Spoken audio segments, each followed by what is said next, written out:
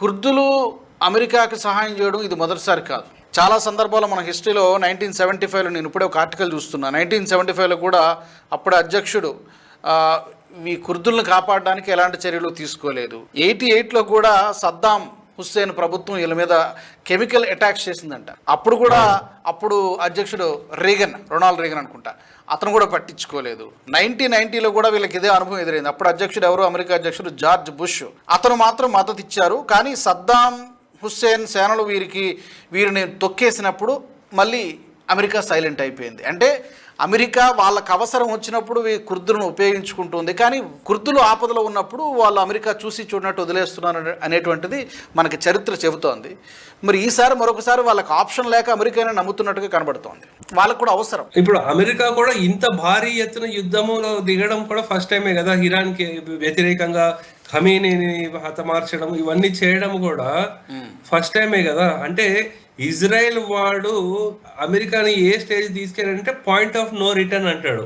తాడో పేడో తేల్చుకోవాల్సిన స్టేజ్కి తీసుకొచ్చేసారు. ఇది వరకు అయితే అలా ఉండేది కదా, ఒక చిన్న లిమిటెడ్ అటాక్ చేసి బయటకు వచ్చేసేవాళ్ళు. ఇప్పుడు దానికి తోడు ఏంటంటే ట్రంప్ కూడా ఎప్పటి నుంచో, ఈవెన్ ఆయన ప్రెసిడెంట్ అవనప్పటి నుంచి ఆయన పాత వీడియోలు చూస్తే ఇరాన్కి ఖమేనీ రిజైమ్కి ఆయన ఎప్పుడూ ఎగెన్స్టే. సో అందు గురించి ఉన్న ప్రెసిడెంట్స్తో ఈయన చాలా డిఫరెంట్ కాబట్టి మనము ఏదో ఒకటి డిసైసివ్ స్టెప్ అయితే తీసుకుంటారని మనం ఊహించవచ్చండి.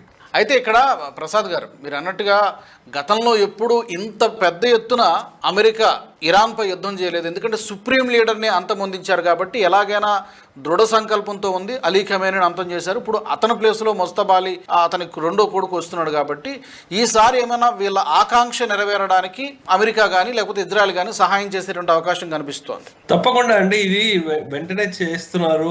అండ్ వీళ్ళు కూడా సాయశక్తుల వాళ్ళకి ఏమేమి ఉన్నాయో అన్నిటిని ఉపయోగిస్తారు. ఇంత పెద్ద శక్తిని వాళ్ళు మోహరించిన తర్వాత వెనకాల తిరగరని నేను అనుకుంటున్నాను.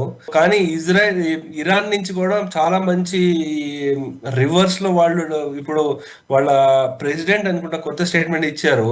ఇప్పటి వరకు మా దగ్గర ఉన్న పాత ఆయుధాలని మిజైల్ని అన్నింటినీ వాడడం అయిపోయింది, ఇప్పుడు కొత్తవి తీసుకొస్తాము, మీకు ఇంకా దడ పుట్టిస్తామని వార్నింగ్ కూడా ఇస్తున్నారు.